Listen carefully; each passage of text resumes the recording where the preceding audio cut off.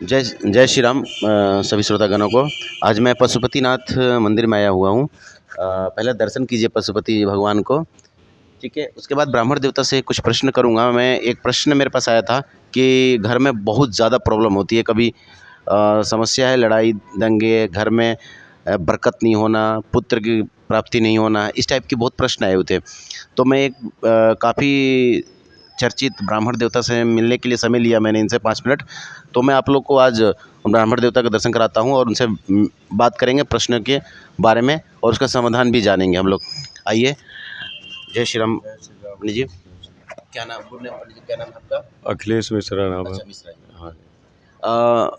ब्राह्मण देवता, प्रश्न हमारे पास आए हुए थे कि घरों में सुख हमेशा आए दिन झगड़े होते रहते हैं, घर में संतान की प्राप्ति नहीं होती है, घर में अशांति अशांति रहती है, जॉब, किसी का जॉब था तो जॉब लेस हो गए घर में, इस टाइप के प्रश्न आए हुए थे। तो किसी ने कहा पितृदोष लगा है, तो किसी ने कहा कुछ लगा है।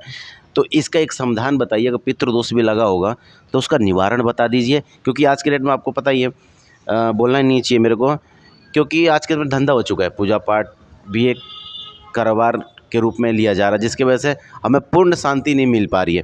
तो जैसे मैंने आपके बारे में सुना था, तो जो है उचित आप वही बताइए, जिससे कि हमारी जनता जनार्दन को उसका प्राप्त हो फल, ठीक है।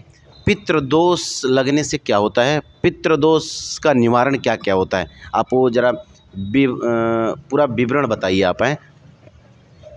देखिए, पितृदोष जो है कि बहुत बाधा उत्पन्न करता है और संकट में हमें ला देता है। पितृदोष के अनेक प्रभाव हैं, जैसे घर में कलह क्लेश ज़्यादा होना, गंभीर बीमारियां होना, रोगियों की संख्या बढ़ जाना, शारीरिक कष्ट होना, संतान प्राप्ति में बाधा, कार्य का बढ़ जाना, आपको कार्य क्षेत्र में सफलता नहीं मिलना, ये सब तमाम चीज़ें हैं जो पितृदोष के कारण ही उत्पन्न होती हैं।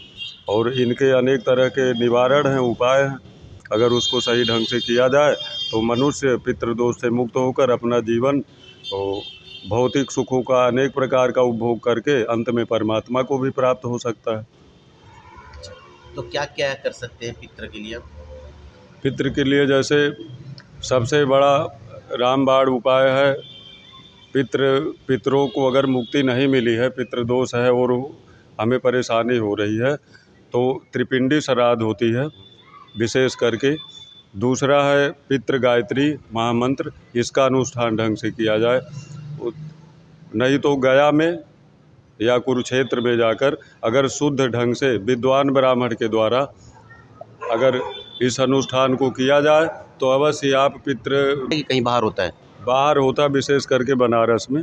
बनारस में होता है। हाँ। इसका प्रोसेस कुछ आइडिया बताएंगे आप, कि वहाँ के विद्वान करते हैं वहाँ हाँ, के? वहाँ के घाट के पंडा पुजारी जो हैं वो खुद ही अपने हर एक घाट का स्वामी होता है और किसी के क्षेत्र का अतिक्रमण नहीं करना चाहिए, वो खुद ही कराते हैं। अच्छा, खुद ही जाने कराते पर। हैं। हाँ। तो अगर वो त्रिपिंडी श्राद्ध हम करा लेते हैं तो क्या पितरों को शांति प्राप्त मिलेगी? बिल्कुल बिल्कुल, पूर्णतया। अच्छा। हाँ, तो घर में उससे कराने के बाद शांति और घर में बरकत होना स्टार्ट हो जाएगी? बिल्कुल बिल्कुल। अच्छा।